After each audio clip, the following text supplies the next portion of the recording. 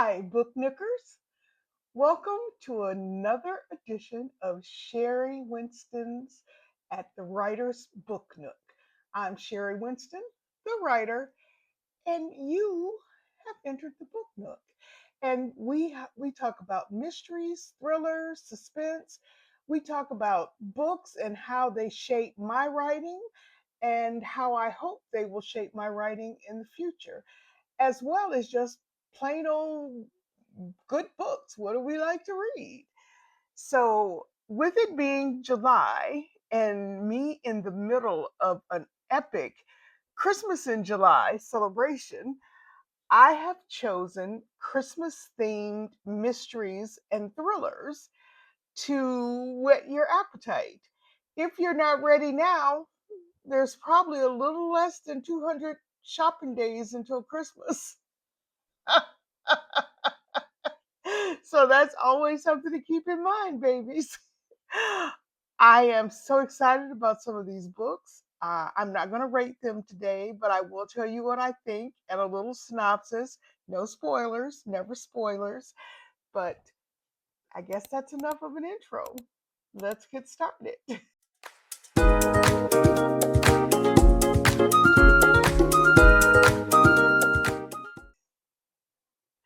Okay, the first book that I have for the past week and a half read is Hercule Poirot's Christmas. That's the title of the book by Miss Agatha Christie, the dame herself. And it is the truest form of a cozy mystery.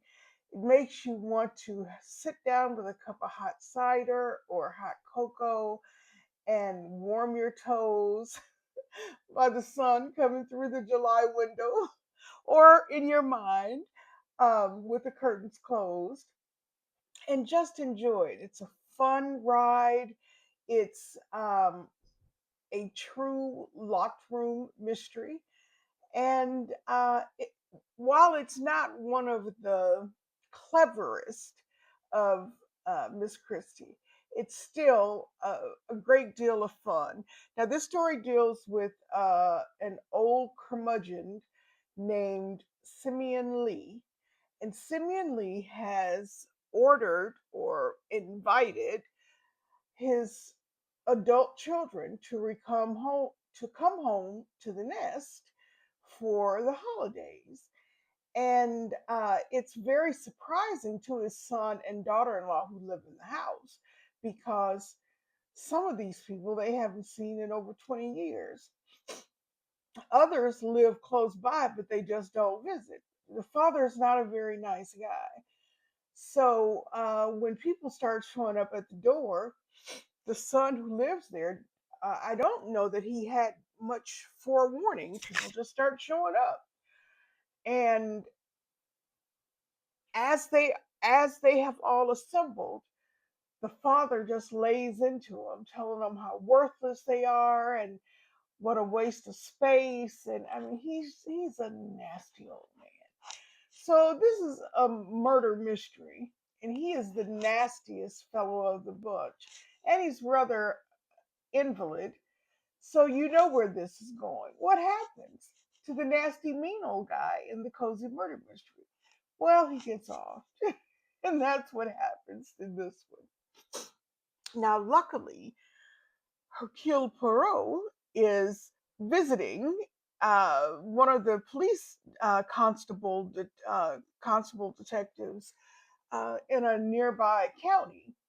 So when the murder happens, they reach out to that constable, and when they learn that Hercule Poirot is there, they invite him to take a look at the scene too. And so he does. Now, the facts, I will say this is one where the facts are truly laid out for you to see if you choose to see them. Nonetheless, it was a lot of fun and it was a great ride and a quick read. So I would definitely recommend Hercule Poirot's Christmas. Now, the next cozy mystery I read in July is called Murder in July by Lori Cleary. and it takes place in the snowy Australian alpine, um, where it does snow in July. And uh, the main character is Holly Creek, and she's an expert baker, especially being award-winning gingerbread maker. And every summer slash winter, every July, there is a carnival, a festival where they match up or critique baked goods. Now, a critic had openly really been nasty to Holly a few days prior to her finding his dead body in the woods behind her bakery. So it doesn't look good for Miss Bright. And then along comes this mysterious stranger who seems to know more than he should about the investigation and investigative principles. So the two of them pair up to solve a mystery. It was very short and as sweet as gingerbread. Nothing too dangerous or challenging happens, but it was a good time. It was a good, solid, cozy mystery. If that's what you're looking for, that's exactly what you got. All right, now we come to Christmas thrillers. Now, the first one is a part of a series that I discovered this past Christmas. This one was called Cold Blooded Killer. The author is Alex Pine. And this has to be like book six, I want to say, in this series. They're really fast paced. You always start out with something that's like a prologue or prequel where pretty much you find out either who the killer is or who the victim is. In this case, it was the victim. And then from there, Detective James Walker, DCI James Walker, is runs the investigation to figure out who murdered him. Now, in this one, the victim is Gordon Carver, and Gordon is a reporter for the Cumbria Gazette. Now, he was working on a story, but nobody knows what he was working on. And to add to the mystery, the last person that he tried to recall on his phone was the detective himself, James Walker. So you have a mystery wrapped in a mystery. And while I have devoured these books, like I said, this was number six, and really enjoyed them. I have to say, if you're going to try the series, try some of the earlier ones because this one didn't age well. Every Christmas in this little village, there's some kind of horrible killing. So instead of getting to spend Christmas with his family, James is always out trying to solve the murder. And I don't know, this one just felt thin. So it was good. I'm not going to rate it again, but I will tell you if you're going to start the series, the Alex Pine series, I would start with the earlier ones because number six is kind of weak. Now, another Christmas thriller was called Her Last Christmas. And in this story, Emma Jones and her boyfriend, Michael, along with a cadre of Michael's friends, gather at a Swiss, or not a Swiss, at a chalet. Is it? No, I think it is a Swiss chalet in the mountains to go skiing. Now, Emma is not a good skier, and she does not have the pedigree or the money, even though she's an attorney, a barrister. She still doesn't have the money, a disposable income that these people have. And she decides to try and get along because these are Michael's people. These are the people that he loves. They're part of his history. So she wants to be a part of that group. But unfortunately, it feels like from the outset they have decided to cast her as the outcast and leave her there. So there are 1,000 tiny cuts of microaggressions and bitchy comments and the kind of thing that I know with my attitude, I would curse somebody out, go in my room and stay until the end of the trip. And Michael can either love it or he can take me back to the train station. That's just me. That's why I don't have a Michael. And I'm okay with that. So, you know, as the night progresses, or as the weekend progresses, the microaggressions between the friends even intensifies, and you realize that these people have known each other since college, but they haven't liked each other since college. They don't like each other very much right now. They don't even seem to like themselves. So snow continues to roll in. Emma continues to become increasingly agitated at the atmosphere in the house. And then she gets up in the middle of the night for some water, and one of them is dead in the hot tub.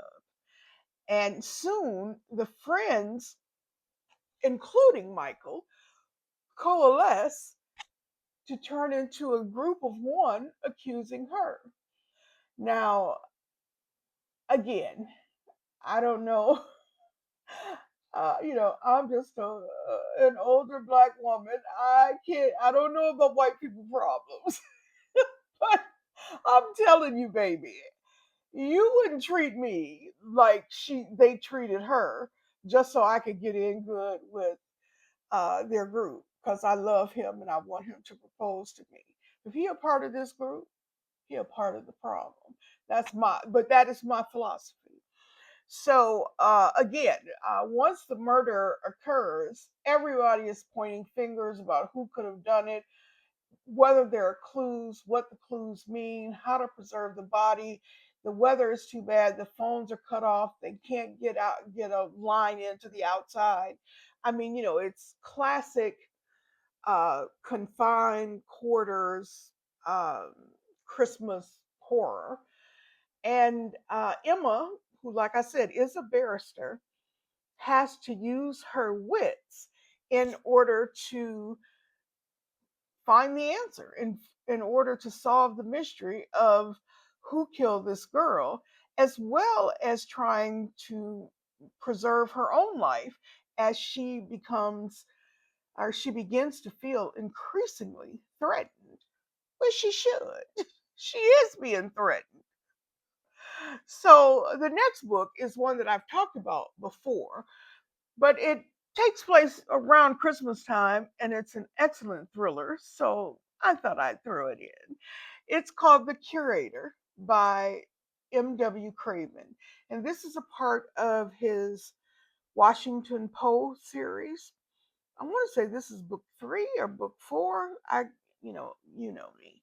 I don't read books in order, so I get them confused. But I did read this a while ago, and I'm all caught up in all the ones that he has. So uh, 3 or 4, it's a doozy.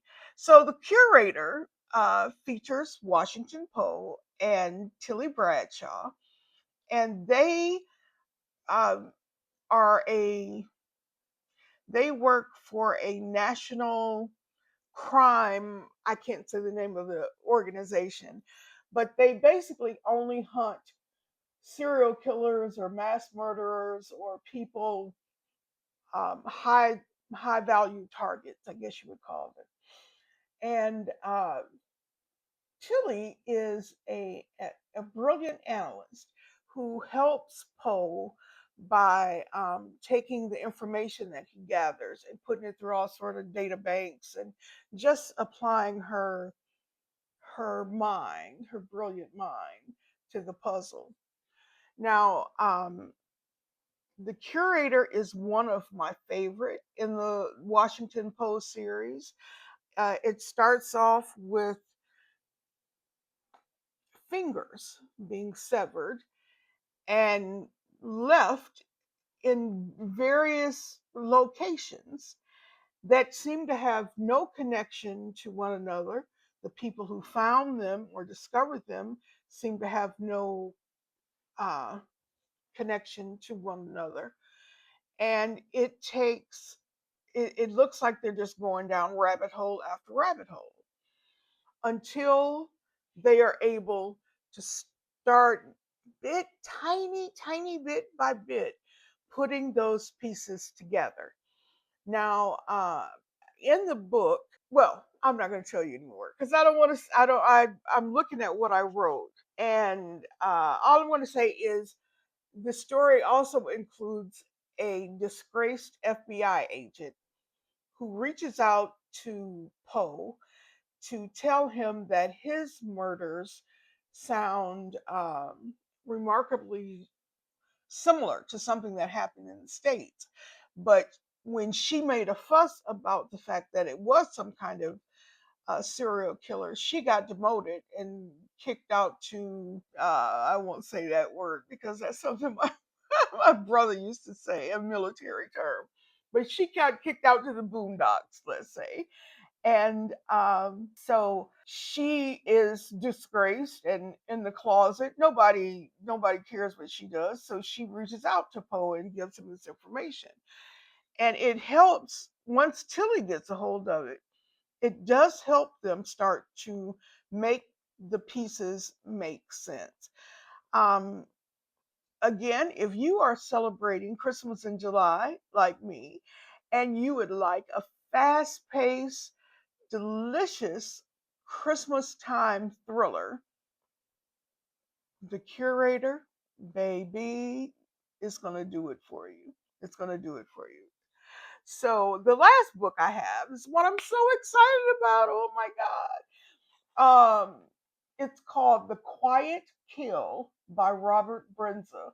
Ooh, I was talking recently about my love of Robert Brenza's Erica Foster series and how much I wanted him to continue it. And when I found out that he had written this book and that it's not a part of the series, I was a little like, oh. But after reading it, I'm a new devotee. Now, I still hope there are more Erica Foster books, but in the meantime, this one more than makes up for it. Now, this story features brand new baby detective Jamie Day. But what really gets me is the time period. This takes place in London in 1987. And any of us who were around and hanging in 87 and doing our thing, you will appreciate the pop culture references.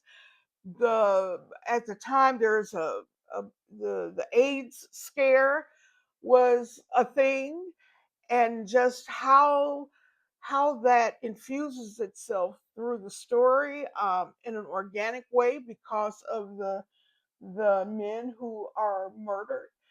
It was just so good, and I'm telling you, I think the character Jamie Day was probably about 25, and I want to say in 87 I was closer to 22 or 23, maybe. I don't know.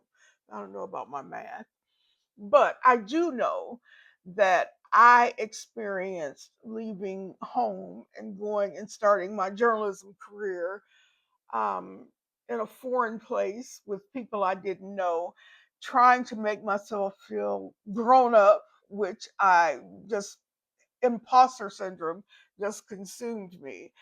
And it, reading this book brought back those memories. I mean, it is an excellent thriller, fast paced. When I tell you I stayed up until 3 o'clock in the morning, I did. And I don't do that reading.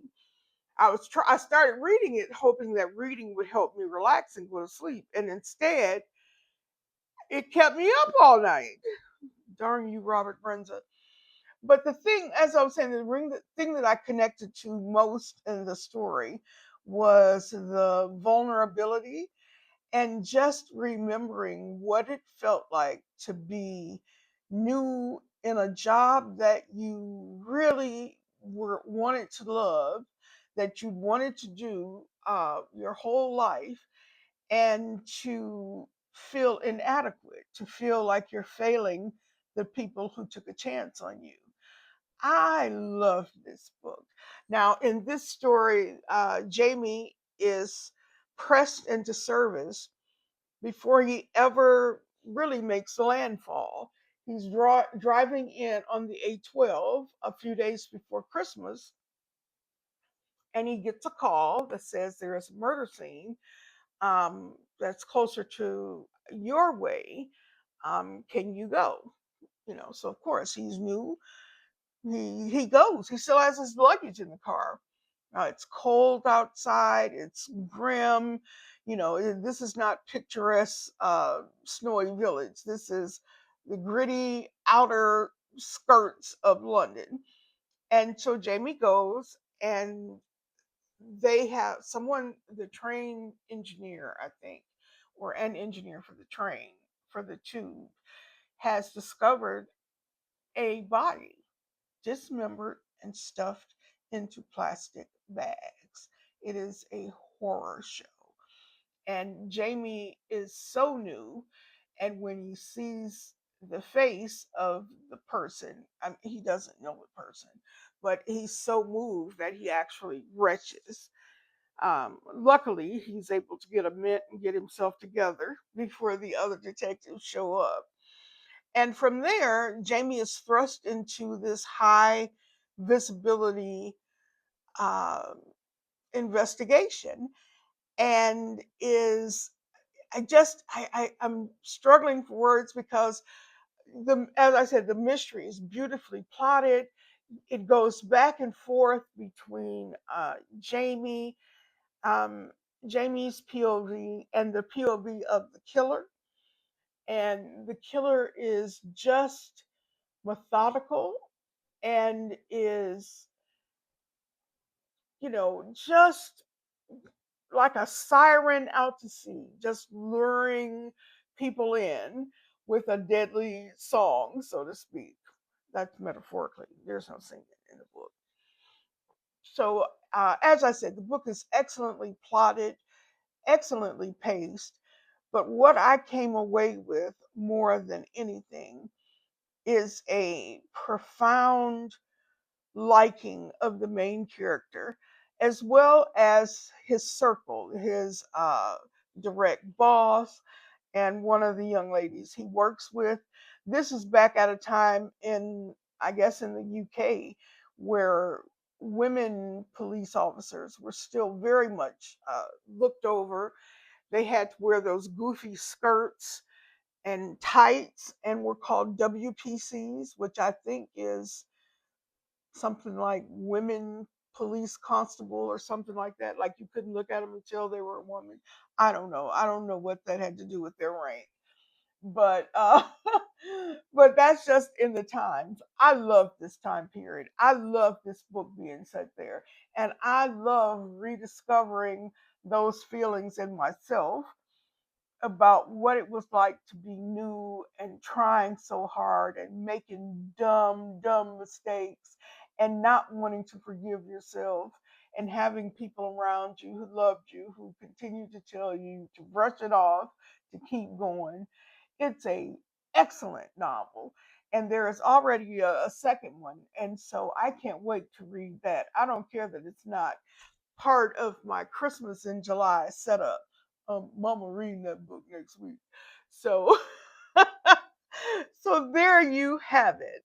Somebody is having a birthday soon. So stay tuned for a birthday book haul in the future.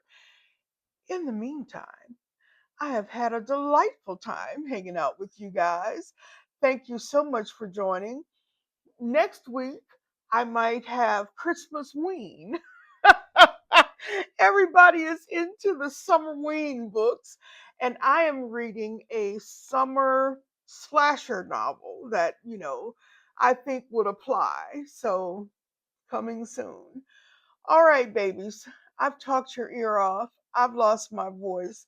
I need more water and perhaps sleep.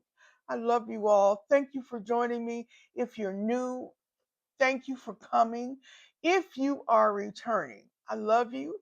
Drop me an emoji, a smiley face emoji in college, even before emojis became a thing like they are now. There was, the smiley face. And I had people who gave me those pillows because they said they looked like me, a smiley face. I don't know if I should have been offended or not, but I took it as a compliment. So, anyway, if you have the opportunity, please like and subscribe. It'll mean so much to me. And as I'm saying, drop a smiley emoji into the comment and just let me know that you were here. And if you want to say something, you can. If you don't have to. But I'm trying to help push my channel out with the algorithm. There are different weird things that it looks at. So you just put an emoji in the comment section and send it. That would be great. I love you all. See you in the bookstore. Bye bye.